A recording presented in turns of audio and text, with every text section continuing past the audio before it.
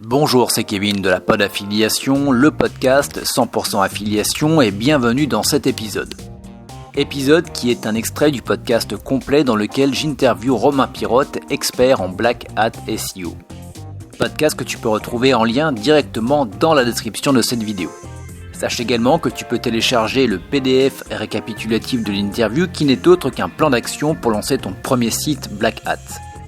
PDF que tu peux télécharger directement en cliquant sur le lien dans la description de cette vidéo. Maintenant que tout est dit, je te laisse découvrir l'extrait de cet épisode avec Romain.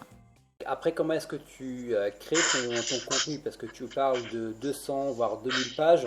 J'imagine que tu n'écris pas tout à la main. Ouais. C'est quoi le process?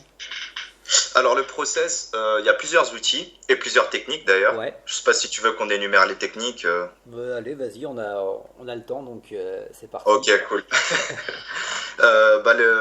Notamment sur la génération de contenu. Donc bien sûr, vous avez compris que ces contenus-là, comme vous avez dit Kevin, c'est des techniques qui ne sont pas manuelles. Donc on va pas rédiger les contenus manuellement un par un. Ça marche très bien, mais ça demande du temps et du budget. Parce que lancer un site avec 100 pages, chaque page a 1000 mots, donc peut-être que la page va te coûter au moins 10-15 euros. Ça fait quand même un sacré budget pour un site à lancer. Sachant que ce site-là, peut-être te rapportera, s'il te rapporte, peut-être que dans 4, 5, 6 mois. Ça dépend bien sûr du modèle économique, etc.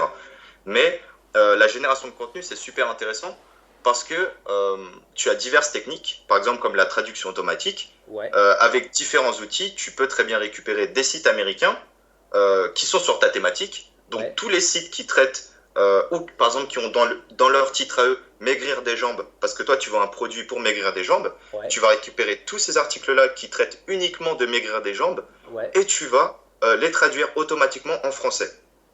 Donc ton site au final, sur lequel tu auras tes contenus traduits, donc de qualité quand même intéressante, hein, c'est pas n'importe quel type d'article, et même si c'est de la traduction automatique, que ce soit avec Google Traduction, DeepL, Amazon Translate, etc., ça reste de la traduction.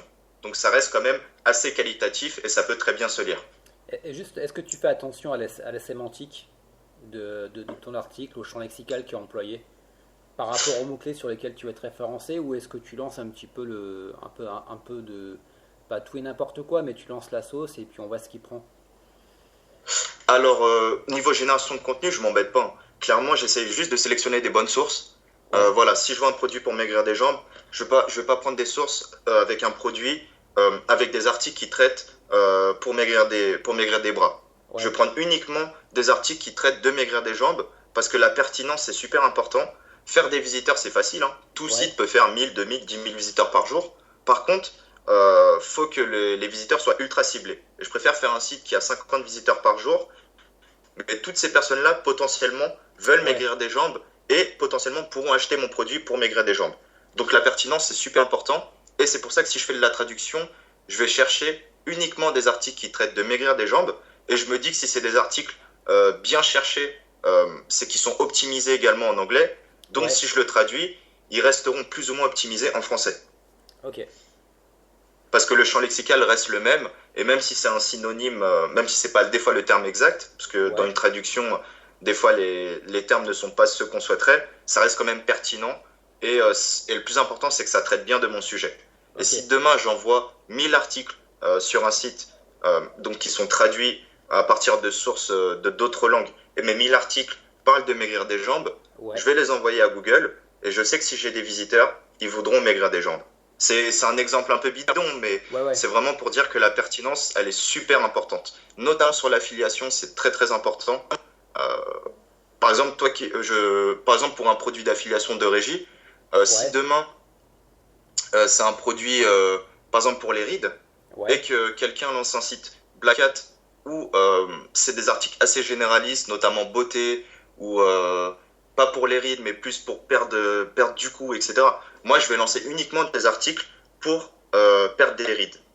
D'accord, tu es vraiment ciblé sur une thématique et tu déroges pas à la règle, quoi. C'est vraiment d'aller chercher de l'intention commerciale, des mots-clés sur lesquels les personnes ont une réelle intention d'acheter ton produit ou sont vraiment intéressées par la thématique. Complètement, ouais. Parce que Black Hat, on pense souvent, voilà, générer 10 000 pages de n'importe comment et après mettre de la pub ou des trucs. Ça rapporte, mais ça rapporte très peu.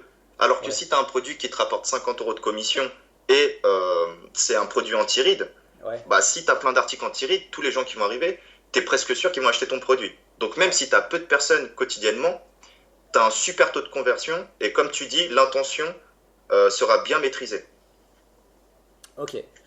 Donc là, j'imagine que tu automatises tout le process, que tu fais pas les traductions à la main. Est-ce que tu as des plugins WordPress qui te permettent de faire ça? Complètement. Alors un plugin dont je parle souvent, c'est WP Automatique. Ouais. WP Automatique, c'est vraiment une machine à gaz, enfin une usine à gaz, pardon. Il y a plein de fonctionnalités, tu peux presque tout faire avec. Ouais. Et voilà, faut juste savoir bien l'utiliser, mais il est très simple d'utilisation. Mais il y a tellement de trucs que des fois on pense pas à faire, à cocher telle fonctionnalité, etc. Mais voilà, très simplement avec WP Automatique, tu peux récupérer soit le flux RSS donc d'un site. Ouais. La majorité des sites ont des flux RSS, hein. Mhm. Par exemple, sur WordPress, vous prenez une page et vous rajoutez /feed. Et normalement, vous avez un Ouais. code et ça correspond au flux RSS. D'accord. Et ça, vous pouvez récupérer cette URL-là où il y a le flux RSS, vous le mettez dans le WP Automatique et ça va vous récupérer tous les articles dans le flux RSS. Ok. Et après, des tu flux peux RSS, on peut en générer différemment. Parce que Ouais. le flux RSS, pour ceux à qui ça parle, sinon je vous invite à faire une recherche sur Google, c'est très simple à comprendre. Vous pouvez récupérer le flux RSS de différents sites, mais vous pouvez également créer vos propres flux RSS. Donc moi, ce que je fais, c'est je crée mes flux RSS. Parce qu'un site qui a un article d'anti-rides, si je récupère le flux RSS du site, il aura un article d'anti-rides, mais il aura peut-être aussi un article sur les régimes, sur des conseils beauté. Et moi, je Ouais. veux que des articles anti-rides.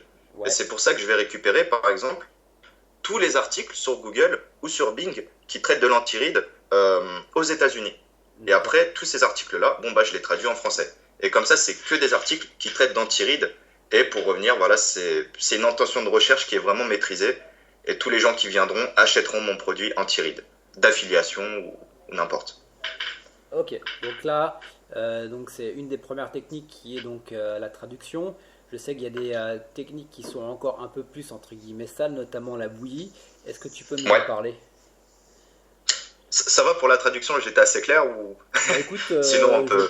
je pense qu'on est bon. En fait, pour résumer, c'est le fait d'aller voir des sites qui soient donc soit anglophones, soit éventuellement d'autres langues, qui traitent exactement du sujet sur lequel tu veux lancer un site.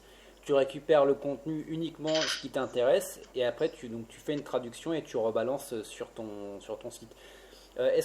Complètement. Est-ce que le plugin WP automatique te permet également de faire la traduction par DeepL par exemple, ou tu dois quand même le faire toi-même?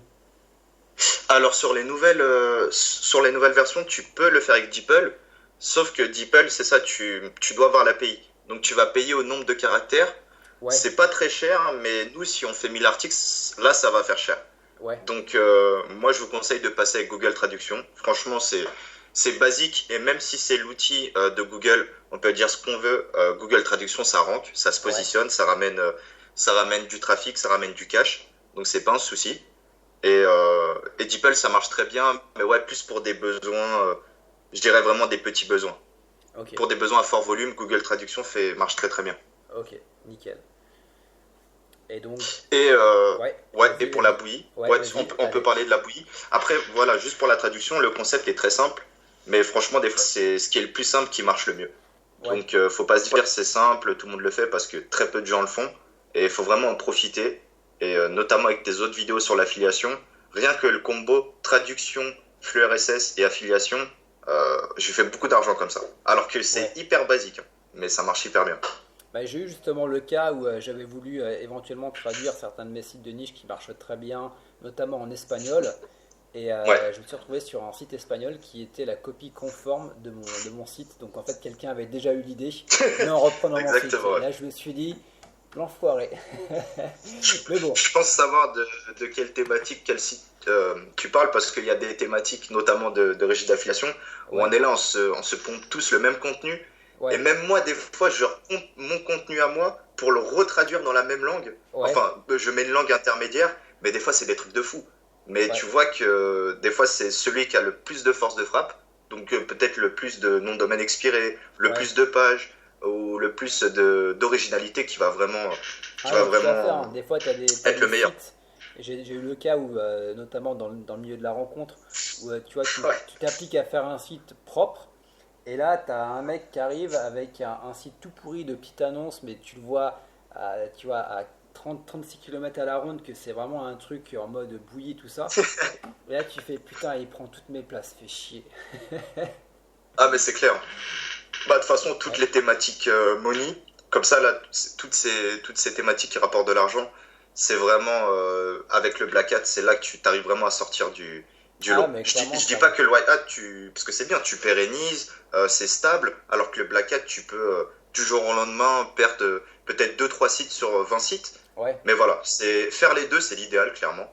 Faire les deux, et, euh, et voilà, il faut rien exclure. Ah là, mais clairement, clairement, mais tu m'as donné quelques idées.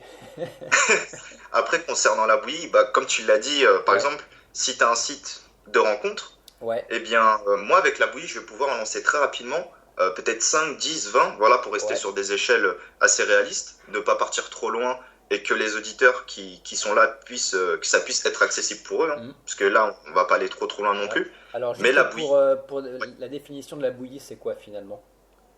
Alors la bouillie, c'est très simple.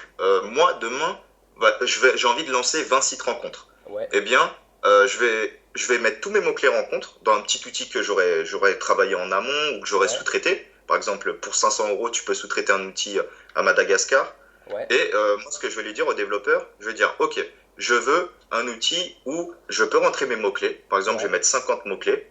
Pour chaque mot-clé, par exemple, rencontre femme, tu vas aller sur Google et tu vas récupérer les 100 résultats. Et D'accord. à chaque fois, tu vas faire ça pour chaque mot-clé. Donc, si tu as 50 mots-clés, tu vas faire 100 fois 50, ça fait 5000 URL. Donc, c'est 5000 sites qui Ouais, se positionnent sur la thématique rencontre. ok, Enfin, 5000 pages. Et chaque page, donc une fois que j'ai récupéré ces 5000 pages, chaque page, je vais me connecter et je vais récupérer chaque contenu. Donc toi, ton contenu que tu as bien travaillé manuellement, moi, ouais, je vais me connecter sur d'autres pages, dont la tienne, ouais, et je vais récupérer ce contenu-là. ok, Et après, une fois ces 5000 pages visitées, ça va me faire une grosse masse de contenu. ouais, Et après, j'ai juste à passer l'algorithme de traitement. Donc, par exemple, si je dis, OK, je veux une page de 1000 mots, eh bien, pour chaque phrase, il va me prendre à chaque fois des bouts de texte un peu partout. Et ça va me constituer des phrases, puis des paragraphes. Après, je vais mettre également une structure en place. Donc, tu sais, je vais ouais, mettre des H2, etc. Des H2, des paragraphes. Je peux également récupérer des images, ouais, etc. Donc voilà, le but c'est de, pour chaque thématique, voilà, pour la thématique rencontre, je vais avoir une énorme base de contenu et je vais ouais, dire, ok, bon bah moi je veux 1000 pages et chaque page, je veux un texte de 1000 mots ou au moins 2000 mots. Parce que ok, c'est bien aussi de varier, même des textes de 500 mots, 2000 mots, d'autres de 2000, etc. Et en fait, ça va me créer plein de paragraphes. Et ouais, ces paragraphes-là sont basés sur des bouts de texte de n'importe quelle phrase concernant, tu sais, mon gros volume de contenu que j'ai ok, récupéré sur les sites présents sur la thématique. Donc c'est comme ça que tu as des textes très volumineux, un ouais, nombre de pages très volumineux. Faire 10 000 pages en 10 minutes, c'est très simple, hein, parce que ça yes, fait que générer en fait. ouais, Toi, vu que tu vas récupérer allez, peut-être 1 million de mots, au final, ces 1 million de mots-là, tu peux les utiliser pour générer 100 000 pages. Donc tu peux vraiment les utiliser à l'infini. Et en plus, chaque page aura la sémantique, vu que c'est des termes, enfin des phrases qui ont été récupérées sur des sites de la thématique. Donc c'est des sites qui ont bien été travaillés ouais. préalablement. Et nous, on va récupérer. Donc on aura également de la pertinence dans nos textes générés. Donc c'est typiquement le genre de site où quand tu tapes une requête, donc je sais pas, www.sitederencontre.com, et en fait quand tu cliques dessus, toi tu es directement redirigé, et je pense qu'on va en parler, ça va être du cloaking, tu es Ouais, redirigé sur une page où tu as juste à t'inscrire sur le site, une page d'inscription en mode affilié. complètement. Voilà, contrairement à un site que, par exemple, toi, pour reprendre ton cas, que tu aurais vraiment bien fait, qui va te rapporter pendant 2 3 ans, Ouais, eh bien, moi, je vais monter très rapidement mon site. ouais, Déjà, c'est automatiquement. Mais voilà, au début, quand tu n'as pas tous ces process-là, tu vas peut-être mettre 1 heure ou deux, tu vas monter ton ouais, site, tu vas avoir tes 1000 ou 2000 pages, mhm, et tu vas avoir très rapidement des visiteurs, notamment sur la rencontre ou sur les thématiques santé, etc. Tu auras très rapidement des visiteurs. Mais oui, voilà, le problème, c'est que le contenu, il n'est pas lisible du tout, Par contre, Google l'apprécie. Ce qui est bien, c'est que ce contenu il est vraiment fait pour Google. Il y a une grosse masse de contenu. On a aussi travaillé les mises en page. Donc, c'est pas uniquement une succession de paragraphes. Il y aura des images, il y aura des titres. On peut mettre des blocs-notes, on peut mettre des tableaux. On peut mettre tout ce qu'on veut en fait. Tout ça, c'est factice. Tu peux l'automatiser aussi.